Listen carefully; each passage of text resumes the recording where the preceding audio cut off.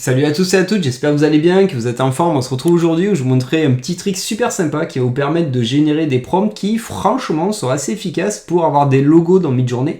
Donc on peut déjà générer des images qui font des logos dans Midjourney depuis pas mal de temps.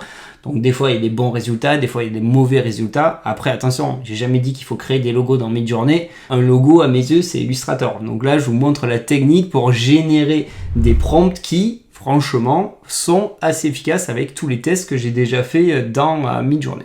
Donc on va combiner deux IA, on va combiner ChatGPT et Midjourney. ChatGPT va nous permettre de générer un prompt, un combo avec un plugin, et après on va aller tester ça directement dans MJ. Donc si vous êtes intéressé par les plugins, leur utilisation, leur installation, regardez en haut, j'ai déjà tourné une petite vidéo dessus et donc vous aurez toutes les infos spécifiques. Et n'oubliez pas qu'à l'heure où je tourne la vidéo, les plugins de GPT sont accessibles que pour ceux qui ont un abonnement à GPT+. Donc première étape, on va créer un nouveau chat, j'ai mon nouveau chat et on va activer un plugin et pas n'importe lequel, on va activer photoréalistique. Ouais, vous avez bien entendu. On va utiliser le plugin pour faire du photoréalisme dans Midjourney pour générer des logos. On va totalement en fait détourner le plugin pour l'utiliser pour qu'il nous génère un prompt qui serait exploitable pour des logos. Donc j'ai activé le plug et on va mettre un prompt mais vraiment sommaire, minimalist logo for an organic cosmetic brand. Donc pour une marque de cosmétiques bio en fait. J'appuie sur entrée et je vais attendre. Donc là, comme quand on l'utilisait pour faire du photoréalisme, il va aller utiliser le plugin photoréalistique et c'est ça qui va nous permettre de générer un prompt qui aura pas mal de détails dans sa conception. Après, si vous voulez aller plus loin, donc moi, comme je vous ai dit, là, je vous montre un exemple très sommaire avec un prompt très simple, mais vous pouvez un peu plus détailler si justement dans votre logo, vous avez des idées, des spécificités que vous voulez obligatoirement faire apparaître dans les prompts qu'il va vous générer. Moi, là, j'ai fait exprès de mettre un truc le plus simple possible. Ok, donc pour pas que la vidéo dure des plombes, j'ai coupé un petit peu le temps qu'il génère dans les prompts parce qu'il met un petit peu de temps à générer des prompts et là je me retrouve comme d'hab avec l'utilisation du plug de photoréalistique avec deux prompts. Donc on va tester ce que ça dit. Hop, je prends the first one, je le copie, je vais dans MJ, j'ai déjà un serveur, j'ai déjà un channel que j'ai appelé logo. Et je vais coller celui-là. Soyons fous, on n'a qu'à dire qu'on n'a qu'à faire 3 itérations de celui-là. Et ensuite, on va faire 3 itérations de l'autre. Et après, pareil, je laisse calculer. Je vous retrouve quand il aura généré les 3 itérations. Et on regardera si on a des bonnes ou des mauvaises surprises. Ok, du coup, il est grand temps d'aller découvrir ce que nous a fait notre petit Midjourney avec le premier prompt. Regardons ça. Ok, donc n'oubliez pas, je demandais un logo minimaliste. Ouais, ça va. J'ai pas la hype pour le moment, mais ok, c'est sa première itération. Deuxième. Donc après, vous verrez qu'avec ce combo, il se peut que parfois il vous génère des mock-ups parce que c'est justement le plugin qui va prendre le dessus, mais c'est pas inintéressant parce que en termes de composition, et il y aura toujours un logo de toute façon dans le mock-up, en termes de couleur, parfois vous aurez des sources d'inspiration qui sont plutôt pas mal. Donc là, il peut avoir des idées qui peuvent être exploitables, ok, que ce soit dans les choix typographiques, dans les choix de composition au niveau des logos, ok. Et la dernière, là, comme on peut le constater, là, c'est vraiment les mock-ups qui ont pris le dessus, mais dans les mock-ups, il y a quand même les logos, ok. Donc ça, c'était pour le premier prompt, d'accord. Allons voir le second. Donc là, on est vraiment sur du full logo. Ok, on va regarder ici. Ok, là il est parti sur la Gestalt théorie.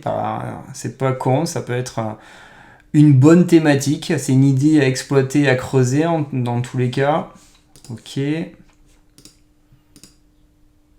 là, un petit mock-up et 3 logos. Donc au moins le job est fait, parce que j'ai demandé un logo minimaliste. Là, de tous les logos, quand il sort des logos, c'est quelque chose qui peut être très facilement vectorisé. D'ailleurs, n'oubliez pas que j'avais fait une vidéo pour vous montrer comment très facilement, en 1 minute, passer d'un logo MJ à un logo vecteur, pour ceux qui n'auraient aucune appétence sur les logiciels vectoriels.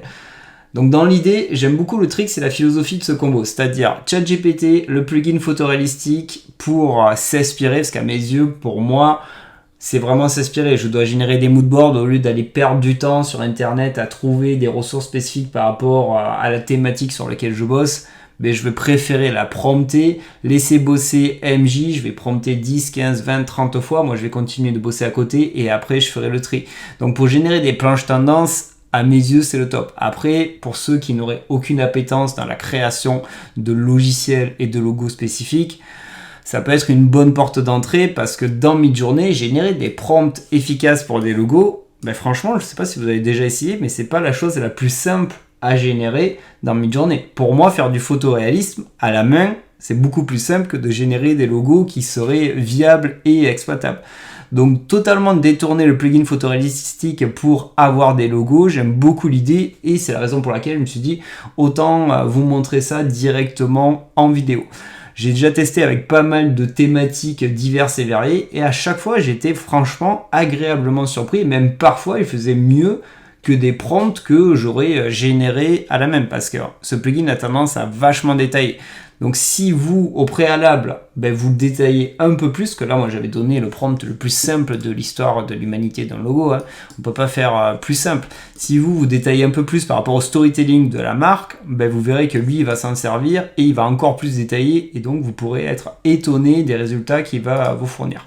Bon les amis, j'ai envie de dire, on aurait fini la vidéo, là c'était une courte vidéo express, mais j'aimais bien ce petit trick de Jedi de détourner un petit plug de GPT pour générer des logos, donc seul frein actuellement, je sais, les plugins sont accessibles que pour ceux qui ont un abonnement à GPT+, mais à un moment donné ils arriveront bien dans les versions gratuites. Dans tous les cas, j'aime beaucoup ce petit trick et il est assez efficace, n'hésitez pas à tester, vous allez voir ça marche assez bien quelle que soit la thématique. Si vous avez aimé la vidéo, n'hésitez pas à la liker. Si vous avez des commentaires spécifiques ou des questions ou des idées de prochaines vidéos, parce que des IA sur le marché, franchement, il y en a à foison, mettez-moi des commentaires. Et si vous voulez soutenir la chaîne, et ça c'est important, surtout quand c'est les débuts d'une chaîne, abonnez-vous. Et moi je vous dis à très bientôt pour de nouvelles aventures. Portez-vous bien, prenez bien soin de vous et to the next. Allez, salut, ciao ciao.